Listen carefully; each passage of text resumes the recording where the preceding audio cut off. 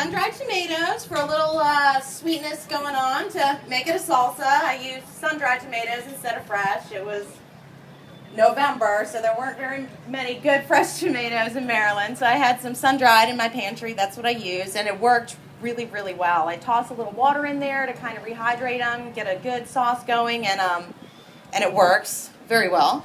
And some garlic and a little bit of chili pepper flakes for heat, just to kick up that chorizo. Well, let's get the sun-dried tomatoes chopped up a little bit. Okay. And so then I'm gonna add a little chili pepper flakes. I'm gonna add a little garlic. We're gonna saute that all together. Yep, exactly. And you know what I'm gonna do, because this pan isn't all that hot, I'm gonna put it in this one that's been on here for a long time.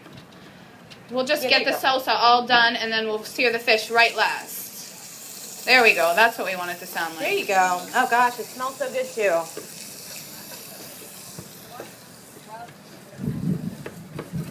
All right. Looking great, looking great. So talk to me. Rockfish. It's the same as striped bass, right? Right. I guess just anywhere locally, you'll have a more local name for a fish. Rockfishes have some kind of rock formation in their head. I'm not a marine biologist, but that's what I always was told. But stripers, they call them too.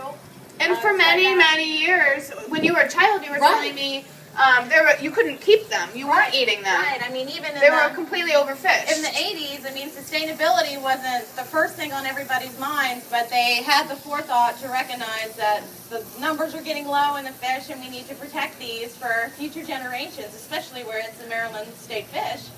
So I remember going out with my dad. I was probably 8, 10 years old, and I mean, of course, you would catch the nicest fish when, there was a ban on them, but he would toss it back, and I remember him saying to me, we're doing this so that we can take your kids out, and they can catch rock, and so I have a 4-year-old and 2-year-old now, and they're just starting to go out with pops, and so it's so special. So on the Eastern Seaboard, I mean, we've successfully repopulated. Oh yeah. The numbers are back and healthy, and the season lasts from spring to the fall.